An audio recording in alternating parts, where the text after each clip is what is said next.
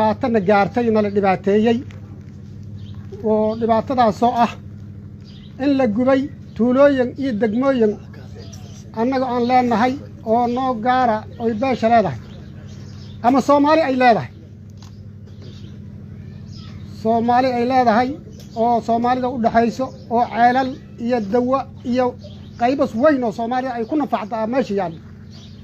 ma aha wax qolo kaliya qusays laakiin dibka ayuu ku dhacay heerka hadlaay annagoo ah beesha sida odayaasha beesha sida wax garadka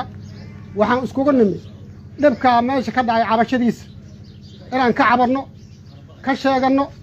hadduu ilaahay admo meesha waxaa lagu laayay dad iyo duunyo naf iyo maal wax inta male waxaa la laayay wax garadkii magaalada waxaa la laayay culimadii magaalada waxaa la laayay dhalinyaradii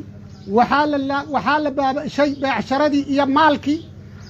dad naf iyo maal wax ku fakadmale gaadiidkiyaa la gubay waxaa la gubay xayawaanadii guryaha ku xirnaa oo aan laga sii daynin oo aroortii lagu qabtay fadhiga wax ka ceentay male naf iyo maalba waa lagu bacay dhibkaa bicidda wuxuu gaaray beesha side inteeda badan oo naf iyo maal leh waxaan ka cabanaynaa oon ka sheeganaynaa oon adduunka u sheegaynaa muslim iyo gaalo muslimka aan u sheegaynaa in nagala soo gaaray dhibkaana gaaray loo gurmado dadkaas ba'ay maalkiisa la ba'ashay waxgaradkiisa la laay culimadiisa la laay dadka muslimiinta horta waxaan ka codsanaynaa inay soo gurmadaan oo waxaas ay wax ka qabtaan wax nagala qabto nalala arko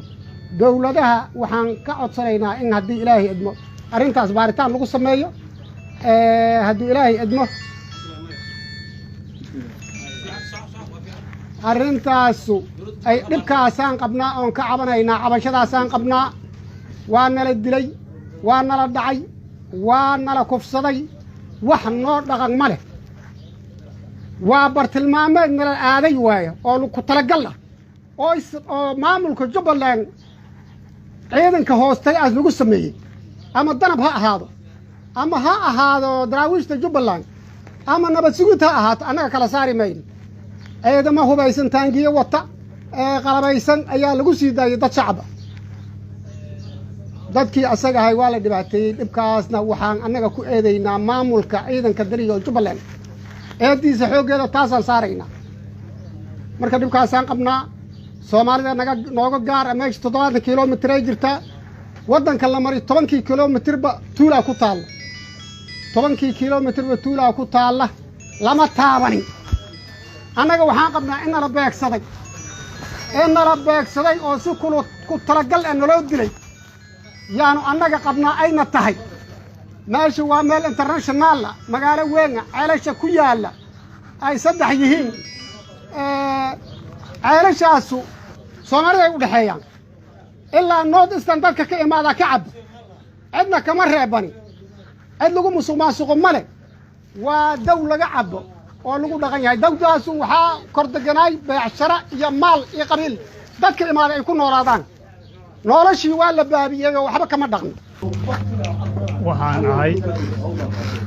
waxaan ahay ninka la gubay gurigiisa waxaan deganahay meesha la yiraahdo Jaabu Gabdhoole anigoo ah magacayga Maxamed Cabdi Yacquub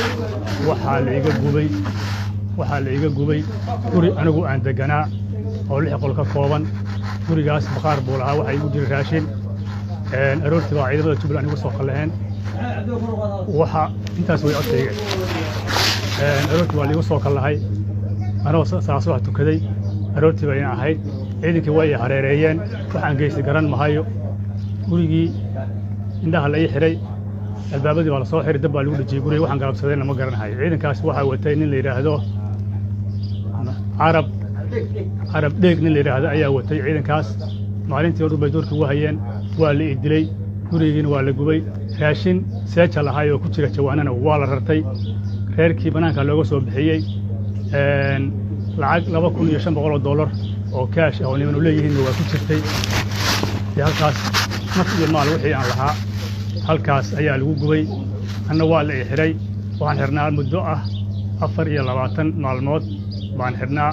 haddeerna waa la isii daayay banaankaan joogaa meelaan ku noqdo ma aqaan hantidiisa sidaas ay ku baaba'day waxaa la gubay tuulo kale oo isla tuulada dhexdeeda ah guryihii waa la gubay marka annagu marka sidaas weeye xaalka iyagu waxaan hayno lama arko dowladda Jubbaland way og tahay 4 jeer oo markaa ka horreysayna waa la soo xiray nin shacab ah baan ahaa nin ganacsada ah baan ahaa nin meel degan baan ahaa wax aan galay iyo wax aan geystay midna garan maayo sidaasaan la dhibaateeyay Jubbaland ciidankeedaan dhibaateeyay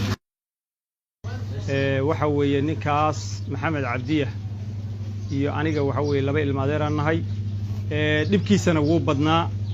qofkana sidiisaba oo insaanka ah bilaadanka ah waxa weeye xuquuq buu leeyahay 2 jeer oo isku xigta la soo xiray markii labaadna gurigiisa la gubay hantidiisina meeshuu ku waayay tarxiilna waa loogu daray waxa weeye markaa ciidanka sidiisaba ninka tuutaha markuu gashto wuxuu u shaqaynayaa shacabka